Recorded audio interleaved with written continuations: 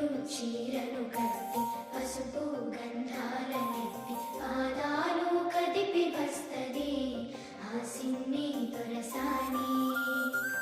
దీపాల బుగ్గల మీద చిరునవ్వు సింతుతుంటే నిలవంగా తొంగి చూసెనే ఓ ముద్దుల యువరాణి.